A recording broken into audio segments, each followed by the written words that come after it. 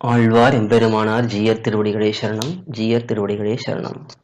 அத்தியந்த ரகசியமாக உபதேசித்த சர்ம ஸ்லோகத்தை தெற்காழ்வார் திருமுன்பே எடுத்து கை நீட்டினவர்களுக்கு அவர்கள் விஷயத்திலே உகப்பாலே அருள் செய்தாரிலே அத்தை சொல்லுகிறது. இது ரொம்ப ஒரு முக்கியமான விஷயம் எடுத்து காட்டுறார். இது பல இடங்கள்ல பல பேருக்கு ஒரு சந்தேகம் வரக்கூடிய விஷயம். எம்பெருமானார் எப்படி திருக்கோட்டியூரிலே எதை எல்லாருக்கும் உபதேசித்தார், எப்படி உபதேசித்தார், அதுல ரெண்டுத்திலையுமே குழப்பம் உண்டு. அது குரு பரம்பரா பிரபாவத்திலே திருமந்திரத்தை உபதேசித்தார் அப்படின்னு சொல்லப்படுறது. ஆனா மற்ற வியாக்கியானங்களில எல்லாம் அது முமுட்சுப்படியிலே இருக்கக்கூடிய வியாக்கியானமா இருக்கட்டும், இதே போல இங்க திவ்ய பிரபந்தத்திலே ஈடு வியாக்கியானத்திலே இருக்கட்டும், இன்னும் பல இடங்கள்ல வரும்பொழுது சர்ம ஸ்லோகத்தை தான் அவர் அர்த்தம் கேட்டு அதைத்தான் உபதேசித்தார் என்று சொல்லப்படுகிறது. நம்முடைய பெரியவர்கள் எப்பொழுதுமே வியாக்கியான கிரந்தங்களுக்கு முக்கியத்துவம் அதுல இருக்கிறதுக்கு தான் பிராதானியம் கொடுப்பார்கள். அதனால சர்ம ஸ்லோகத்தை தான் எம்பெருமானார் கேட்டார், அதைத்தான் வெளியிட்டார். திருக்கோட்டியூர் நம்ப இடத்துல அதை கேட்பதற்காகத்தான் 18 தடவை நடந்தார்.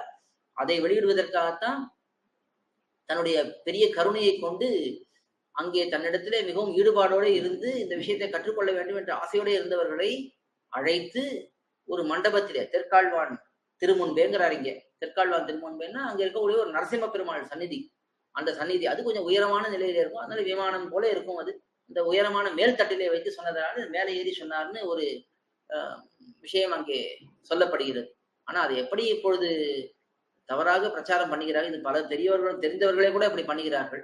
அந்த கோபுரத்து மேலே ஏறி நின்று கொண்டு அங்கிருந்து அப்படியே கத்தி அந்த திருமந்திரத்தை உபதேசம் பண்ணினார், திருமந்திரத்தை சொன்னார்.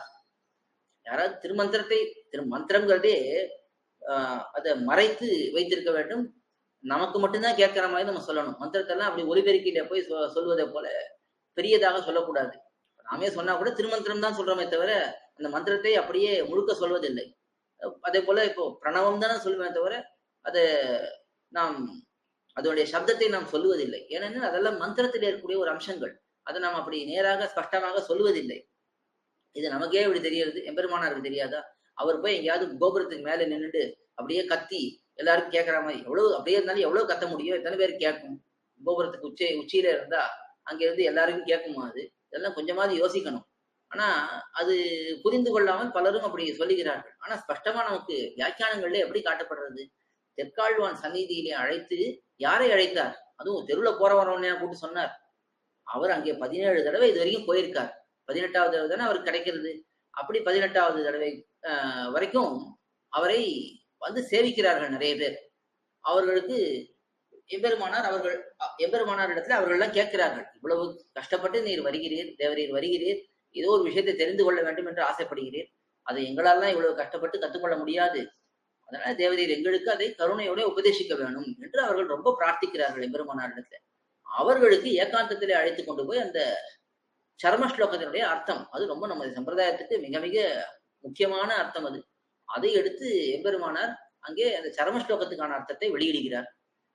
இவ்வளவு ஸ்பஷ்டமாக நம்முடைய வியாக்கியானங்கள் இருக்கும் பொழுது அதை அப்படியே மாற்றி ஏதோ கோபுரத்து மேலே ஏறினார், சத்தமா சொன்னார், அது ஏதோ ஒலிபெருக்கில வைத்து சொன்னதை போல பல பேர் அதை படமெல்லாம் கூட இப்ப வந்துடுது நிறைய.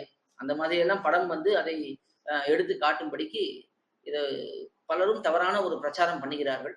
ஆனா இந்த இடத்துல நம்ம பார்க்கும்போது ஸ்பஷ்டமா தெரியுது, இந்த சர்ம ஸ்லோகத்தை தான் ரகசியமாக பல முறை முயற்சித்து அதை கேட்டார்.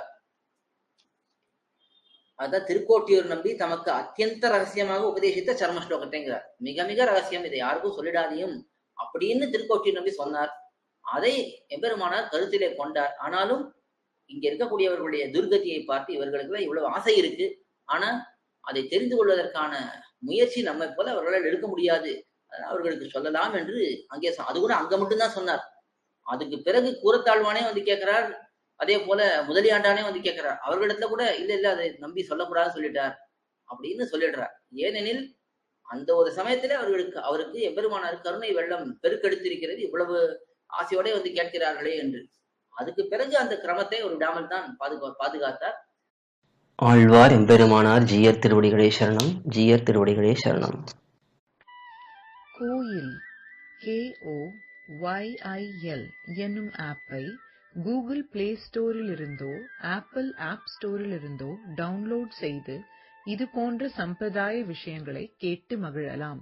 எங்கள் வலைத்தளம் koyil.org, KOYIL.org.